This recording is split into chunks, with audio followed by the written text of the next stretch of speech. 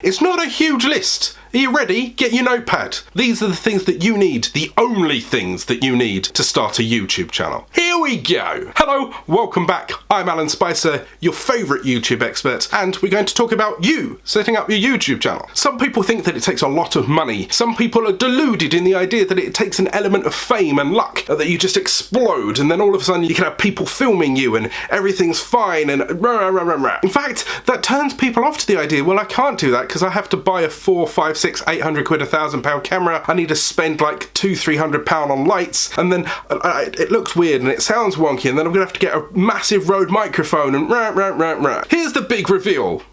It's not as hard as you think it is. 1. Have a passion for a topic. What do you really love? What hobby do you have in your heart? And I truly mean passion, not just, yeah, I do it at the weekend every now and then. I mean passion, something that burns in you, something that you have those couple of drinks with a friend and then you just talk about it for hours on end, and you don't care that they're dead in the back of their eyes and that you've bored them to death because you've had a chance to talk about the thing that you love ranting about. That passion is the thing that will drive you forward. That passion is the thing that will keep you bringing ideas into your brain, writing down video concepts, the passion on camera to show people that you really truly care. Because if you just sat there and you're a bit lispy and you're a bit, nah, you're not really putting the love out there, people can tell. It is the passion that will get you up at stupid o'clock in the morning to squeeze that video in before you go to work or before you go to school. When you're walking around and you decide, yeah, okay, I'm going for a walk, but I could get out my mobile phone and I could talk about the thing that was on TV last night. It doesn't have to be in a Ponzi set. You don't have to set up an office to record videos. You could be out and about at any point. In fact, at some point in the future, you may even see me sat in a hotel room recording some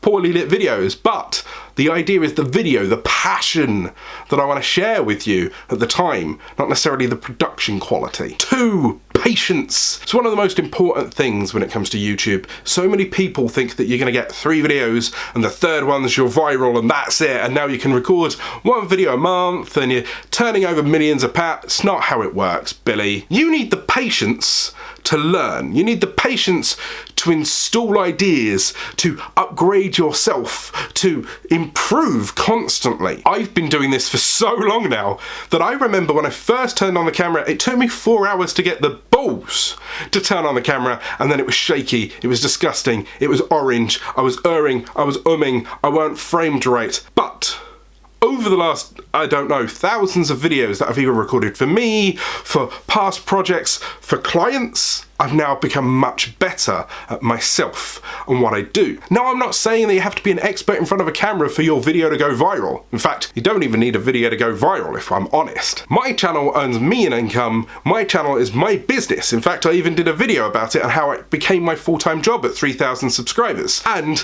how it's become my job entirely, and how I've formed a business around it. Once again, another video will be in the iCard. You don't need millions of subscribers to earn an income. You just need to know how to leverage that income or provide value here and elsewhere. And all that takes patience. Because if I improve my videos 1 step at a time, 1 little tweak on every video, and I've done 1,000 videos, I'm now 1,000 times better than I was on video 1, year 1, many, many moons ago. And you can do the same. 3, a simple camera or a phone. Yeah, look, that's a phone case that you could probably get from the bar down below or alanspicer.com/shop. If you're worried about, oh no, I can't spend £600, £700, £800 on a DSLR camera, where am I going to find that money from? Where am I going to get a compact camera? Blah, blah, blah, blah. Mobile phones, smartphones these days are fantastic. They're not little digi Nokia 3310s like they were back in my day. Okay, boomer. They are machines of fantastic power. This is an iPhone 7, an out of date iPhone, right? But it's got 4K capabilities. It can record in HD, and because it's a phone, it's used to picking up audio at any point. If you're a little concerned on how it's picking up the audio from the front-facing camera or the back-facing camera, not a problem. You can buy really cheap plugins that can plug in, or lapel mics that you can connect. It doesn't have to cost you an arm and a leg. You and your camera or with you right now? How many people right now are watching this with their phone? How many people are watching me in this square on your phone? If you are, then comment down below, or tell me where you're watching this from. Desktop, mobile, TV. If you get a chance, scroll down and have a look at the comments. You'll realise that the phone is everywhere, and the phone is your chance, your key to unlock your channel, to start your channel and making videos today with no excuses. Maybe you feel awkward with the phone. Fine. You prefer a compact camera. Fine. You can get decent digital cameras these days for 30, 40, 50 quid. It doesn't have to be huge. 5-6 megapixel camera is perfectly fine. You make sure that it's set up right. You make sure that you've got an okay light. Maybe you're facing a window for light, that kind of thing. Make sure that it's stable, whether it's on a tripod or whether or not you've got one of those gimbal thingies. I know the gimbal costs more than the camera these days. That way you can put it anywhere you want, right? And a compact camera that costs you 50 quid, you're going to be less worried if you put it on the edge of a bridge for that fantastic shot and you want to do hands-free thing. That's always my worry. What if I put the camera there and then I have to walk towards it and some bastard next to my camera? It's not a problem if it's like cheap as chips. It's not a problem if it's your mobile phone and you're pointing it at you. Or for rare in a day, I recorded 800-900 videos in the past on just a webcam.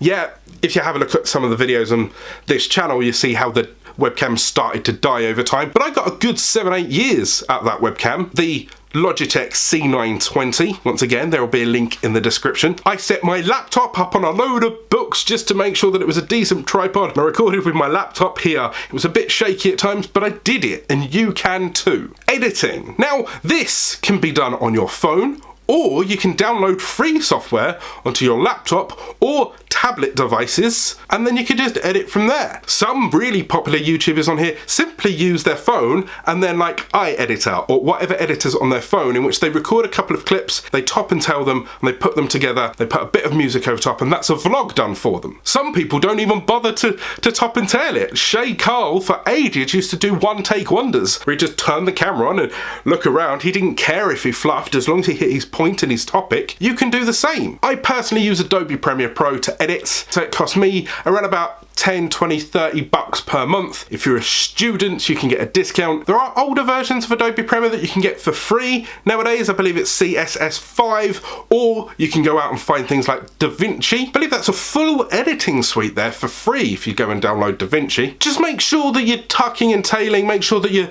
paying attention to how you're talking. If you need tips on how to edit or tips on how to make your videos a bit better, I've done a video up here, just in case you can't touch the iCard. They'll all be in the description of whatever you're watching this on anyway, or if you're listening in a podcast. Number 5, and possibly the most important thing that you need to have to start a YouTube channel, is a long-term plan. It is that long-term goal that will keep you going. If you know in your head that in 3 to 5 years time you're hoping to get that channel to 5, 10, 20,000 subscribers, 100,000 subscribers, or you have the KPI of which you want to make sure that that channel is now earning you money, whether it's through referrals, whether it's through affiliate links, whether it's through trade, whether it's through the adverts that are on there itself. It's the long-term goal that helps you. Because if you're focusing on what did this video do and why did this video do worse than that video, and then what am I doing next week, if you're focusing on the micro, you forget the macro. If you're more worried about the individual jigsaw piece going into the puzzle, you'll never see the big finished thing that looks fantastic when you zoom out. YouTube is a marathon and not a sprint. I've said that possibly thousands of times on this channel, and it's true. No matter how hard you come bashing out of the blocks, you could be uploading 3 videos a day, 10 videos a day. If you're burning yourself out, you'll never get to the end. There's no point in sprinting at stupid miles an hour to try and get to the end of the marathon in 10 minutes when it's gonna take you 2 to 3 hours. In my case, it took me 3 years to get to this point on my channel. I even made a video about it. You can go and check it out here, and of course, check out the playlist here for other YouTube tips.